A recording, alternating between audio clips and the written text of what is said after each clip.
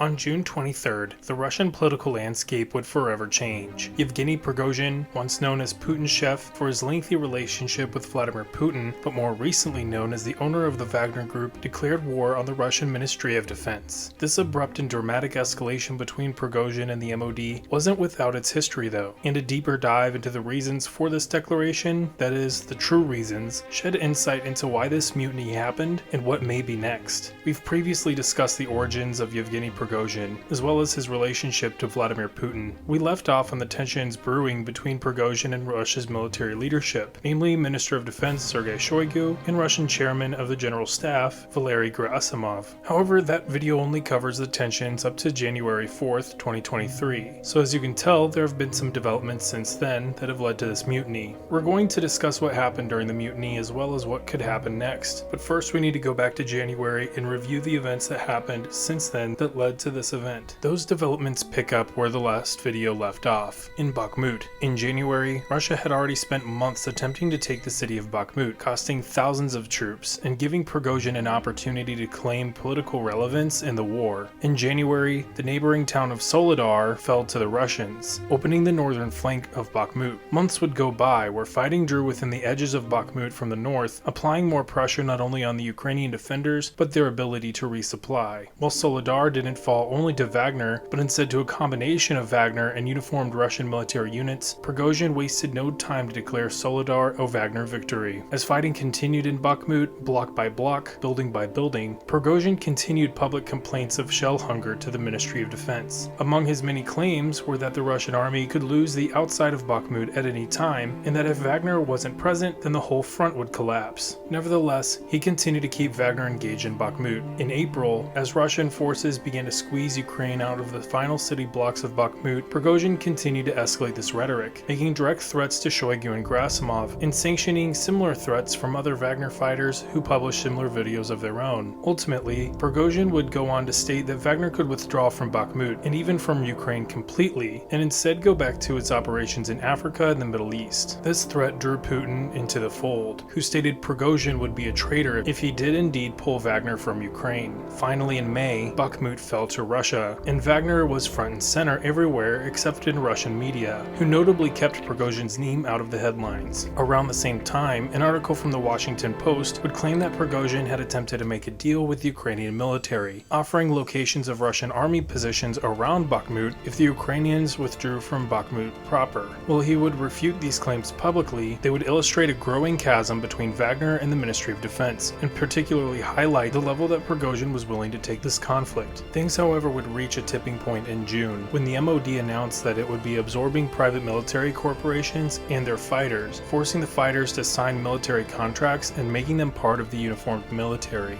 In effect, Wagner would be dissolved by July 1st, removing from Prigozhin his source of power, his private military. Prigozhin would not stand this change, stating that Wagner would not comply. This continued to escalate when Prigozhin released an audio recording challenging the very basis of Russia's invasion of Ukraine, stating that it wasn't all about demilitarization or denazification of Ukraine, but instead a racket for Russia's corrupt to seek glory. This open challenge of the basis of the war did not go unnoticed. However, little time would pass before the real mutiny began. On July 23rd, a video would be published on a Wagner Telegram channel, claiming that the Russian military had struck a Wagner camp in Ukraine, killing many fighters. While the video itself may very well have been staged, the next step would seal the fate of Prigozhin and Wagner. Prigozhin declared war on the Ministry of Defense. In another recording, Prigozhin would claim a, quote, march of justice, declaring that Wagner would target Shoigu and Gerasimov directly, and calling on Russian uniformed soldiers and civilians to not resist, and instead to join Wagner on their effort. Two lines of effort would appear almost immediately, with one moving east out of Ukraine towards the city of Rostov, which was the headquarters of the Russian Southern Military District, as well as another line of effort north of Rostov towards the city of Voronezh. These lines would move incredibly fast, with footage of the Wagner convoys being published within hours of the declaration. By the 24th, Wagner had already entered the city of Rostov, surrounding the SMD headquarters building. They would also enter Voronezh around the same time, with fighting breaking out between Wagner and uniformed Russian units in and around the city. As these lines of effort progressed, Prigozhin and his affiliated Telegram channels would continue to recruit uniformed Russian army troops to defect their cause. This effort had some success, not only allowing Wagner convoys to move quickly through roadblocks and barriers, but further swelling Wagner's ranks with sympathetic Spetsnaz, VDV, and Roxvardia troops. Those who did not defect, however, were still paralyzed, with no orders being passed down from their equally confused commanders, or the orders that they were being given being objectionable by the troops receiving. Ultimately, Wagner would seize control of Rostov, one of Russia's largest cities, without any resistance whatsoever, effectively capturing 2 generals in the SMD HQ.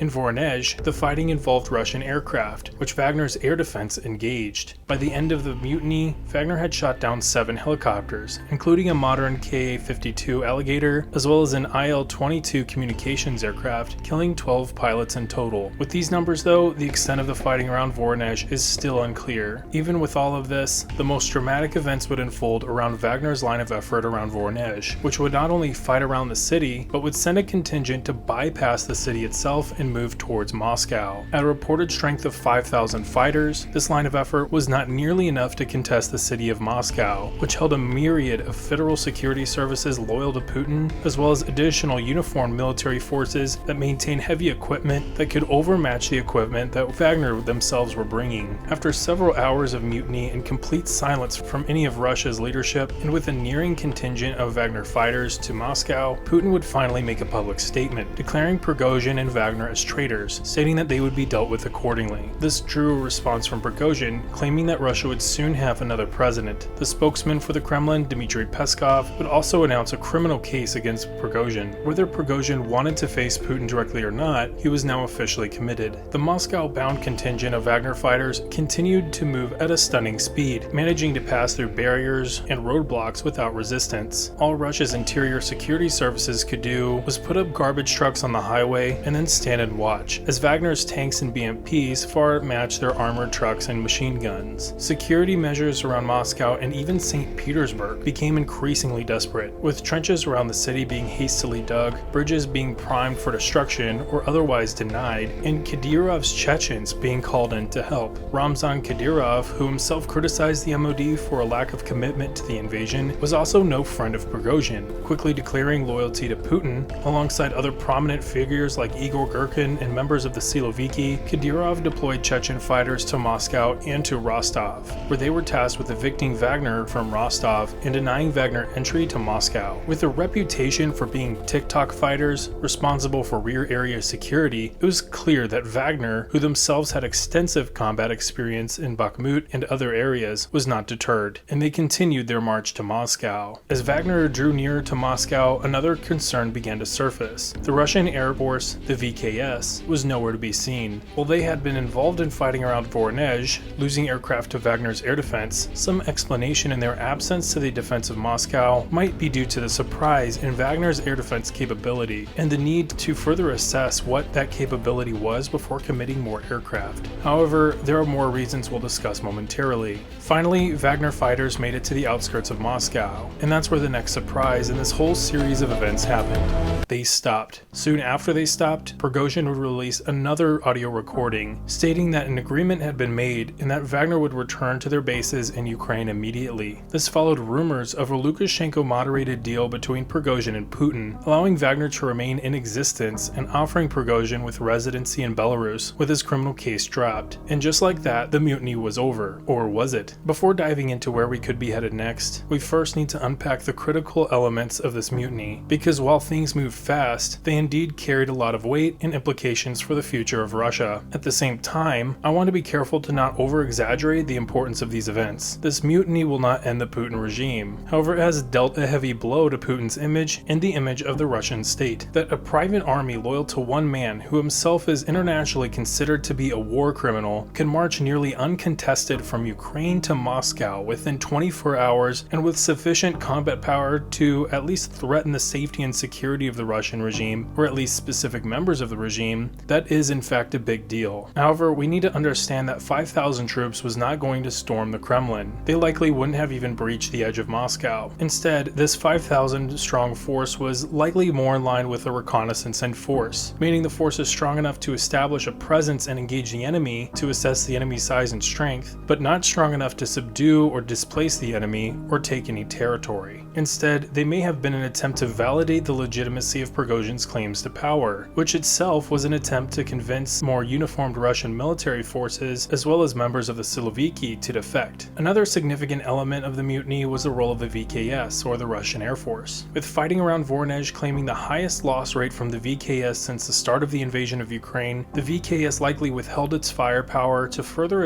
assess the extent of Wagner's air defense capability. Loss of any aircraft is significant, but loss of combat aircraft, like jets or attack helicopters, is even more significant. Russia also doesn't have a significant supply of precision-guided munitions, with the majority of the pre-war stockage being expended in Ukraine, and the replacement rate being extremely low. This may have led to reservations among Russian pilots, who may have wanted to avoid accidentally killing or hurting Russian civilians along the highway as they attempted to slow or stop Wagner's advance. Another concern may have been of Wagner's reprisals. Wagner has a reputation within the Russian army that validates this concern. Beatings, thefts, and threats from Wagner fighters on uniformed Russian army troops have led to frustration and anger since the beginning of the invasion, something which will matter more in a moment. Regardless, for what could be a myriad of reasons, the VKS was largely sidelined alongside their ground-based counterparts throughout the mutiny. Almost the most significant developments from this mutiny were the way it exposed the fragility of Russian central power. Putin's image as a leader has taken significant impact since the start of the invasion, primarily due to the incompetence of those below him like Shoigu and Gerasimov. While Prigozhin is by no means a good guy, his criticism of Shoigu and Gerasimov is valid, and it's been echoed by figures like Igor Girkin and Kadyrov, among many others, as the war has progressed, even if none of those individuals themselves backed Prigozhin in the end. The extent of reported support for Prigozhin within the Russian army and beyond illuminated the deep fissures in Russian politics and the extent that people were willing to go. In the end, though, none of it mattered. Despite the rapid and stunning success that Prigozhin had, he ultimately chose an off-ramp not 24 hours after his mutiny began, choosing to escape to Belarus, with Wagner now being officially absorbed into the Russian MOD after all. This leaves us with one of the most puzzling questions of all, and one that will dictate what happens next for Prigozhin and Russia as a whole. Why did Prigozhin end the mutiny? With his stated goal being the removal of Shoigu and Gerasimov from leadership and the occupation of Rostov and Voronezh with the threatening of Moscow, Prigozhin was in a strong position, if at least from an outsider perspective. Therefore, it makes no logical sense for him to simply call it off, as he implied in his final audio recording. In his recording, Prigozhin stated that he wanted to avoid the shedding of Russian blood, and he didn't want to negatively impact the invasion. He also stated Wagner had made their voices heard, and as such, were able to go back to Ukraine. Deeper assessment, though, revealed that another set of events may have happened in the background. One possible reason posits that Putin directly threatened the families of Wagner fighters, and made clear to Prigozhin that if he continued the mutiny, the FSB would begin systematically targeting those families. Being that Prigozhin maintains the loyalty of his fighters, this kind of theory assesses that Prigozhin called off the mutiny to protect his fighters and their families, even if that means that he himself would be in a compromised position. Another possible reason is that Putin used Belarus's Lukashenko to work a deal with Prigozhin. In this deal, Wagner fighters would be pardoned for their role in the mutiny, but would still be absorbed into the Ministry of Defense. Prigozhin, now persona non grata in Russia, would take asylum in Belarus, where he could be monitored and contained by the Belarusian security apparatus. In either case, Prigozhin could have his life, but his days as an irritant to the Kremlin would be over. Yet another possible reason was for Prigozhin and Wagner to relocate to Belarus, either to be held separate from the Russian military until Wagner is completely absorbed into the Russian army, or to launch another assault on Kiev. This would be Russia's most dangerous course of action, as it would pull Ukrainian combat power away from their counteroffensive in the south and force those elements to defend Kiev yet again. However, this may also not be as likely, therefore not representing Russia's most likely course of action, but does itself bear monitoring. While each of these reasons could simultaneously be true, it's also validated with official reporting and reports that Prigozhin, as of the time of this recording, is in Minsk, and with reports of field camps for Wagner fighters being constructed in Belarus. However, none of this is popular whatsoever in Wagner circles, and the fallout for this entire series of events could have long-term impacts on Russia. Firstly, Wagner has played a central role not only in Russia's invasion of Ukraine, but in Russia's hybrid warfare strategy around the world. The loss of Wagner as a trusted asset will pose significant challenges for Russia's ability to pursue their goals abroad, if at least in the short term. While the fighters themselves aren't going anywhere, Russia will have to come up with a plan for them. Within a day of the mutiny ending, a video had been posted showing an unmarked and unnamed Russian soldier executing who they claimed was a Wagner fighter that had recently returned to Ukraine from Russia. The animosity between the various Russian factions and Wagner Wagner ran deep before the mutiny, and now those fissures will be even deeper than ever. For Russia to formally absorb these fighters into the regular Russian army, as planned, they'll have to either accept that those fighters may suffer attrition from their receiving unit due to beatings and executions, thereby degrading combat effectiveness and cohesion, or they'll have to separate former Wagner fighters from uniformed personnel and run them as separate, distinct units altogether. This all assumes that Wagner fighters will willingly sign MOD contracts after willingly partaking in a mutiny against the MOD just days to weeks earlier. At a larger picture, Russia could replace Wagner's activities globally with their own uniformed services, either by signing Wagner fighters in Africa and the Middle East to MOD contracts and keeping them there on their current mission, but as uniformed Russian soldiers. However, this would sacrifice Wagner's best asset to the Kremlin: deniability. With the Kremlin seeking to absorb all Russian PMCs into the military, there is little legroom to simply move these fighters into another PMC, unless Sergei Shoigu's own PMC, Patriot, happens to be exempt from absorption. Secondly, Putin will have to deal with the fallout of this mutiny, which may or may not directly implicate him. The animosity between Wagner and the Russian army troops has grown substantially, and outbreaks of violence between these forces could have a devastating effect on Russia's ability to withstand the ongoing Ukrainian summer counteroffensive. Simply put, the timing of the mutiny for Russia could not have been worse, which may have been the goal for Prigozhin, but it certainly leaves Russia in a compromised position even after the conclusion of the mutiny. Not only did Wagner directly threaten Putin's regime, they destroyed 7 helicopters and one of Russia's few IL-22 communications relay aircraft. While the helicopters themselves are very important, the communications aircraft itself is significant, as that's a key capability that Russia doesn't have a significant amount of redundancy capable of withstanding loss for. Not only did they do this, they got pardoned, effectively granting them a free pass, at least in the minds of Russian soldiers. Putin will have to also come up with a plan for Shoigu and Gerasimov. While they haven't officially been named as being part of any deal with Prigozhin, they are targets of criticism and distrust by nearly everyone else in Russia's military. Keeping them in charge or removing them from command and replacing them both carry potential negative impacts that Putin will have to navigate. Finally, and perhaps most critically, this mutiny will impact the war in Ukraine. With Ukraine's summer counteroffensive undergoing an operational pause at the start of the mutiny, the fallout may open opportunities for Ukraine to exploit. During the mutiny, it was reported that Ukraine was able to retake areas that have been under Russian occupation since 2014. Since the end of the mutiny, it appears Ukraine is slowly ramping its counteroffensive back up. While Russian forces in the south, namely in Zaporizhia, Kherson, and Donetsk, may not be directly impacted by the loss of Wagner as an effective or trusted fighting force, the forces north in Donetsk and Luhansk certainly may be. Beyond that, the entire Russian army might be impacted by the loss of trust in their leadership. In large-scale combat operations, things like trust in leadership go a heck of a long way, and loss of trust can be poisonous. While Ukraine will have to tread lightly, as Russia may grow increasingly desperate, their paths towards victory undeniably grow thanks to the mutiny. This is, of course, dependent on what Wagner does next. If a part of the peace deal between Putin and Prigozhin is for Wagner to launch a new assault on Kiev, then Ukraine enters an extremely dangerous phase of the war. Wagner represents Russia's most capable and combat-proven force, and the focusing of those assets on Kiev may force Ukraine to pull combat power away from the south where they can retake territory and back towards Kiev for yet another defense of the city. That said, it entirely depends on what other elements support Wagner. For Putin, it may be just as good that Wagner attacks Kiev and is completely destroyed without any tangible success against the city. That would remove the threat of those fighters being integrated into regular Russian army units, causing infighting and degradation and cohesion, while also removing from Prigozhin his power base. This would leave Prigozhin vulnerable for deportation back to Moscow, or even just a simple tumble out of any given Minsk window. If Wagner is simply moving to Belarus as it awaits absorption into the Russian army, or even simply to remain in exile, then it still poses a threat to Ukraine. However, it also poses a threat to Putin or even Lukashenko. Until Prigozhin loses his private army, he will remain a dangerous figure to everyone. For more on Prigozhin, from his origins to the beginning of the Wagner-Russian tensions, check out this video. Like this video to help the channel, and subscribe for more content like this. Until next time.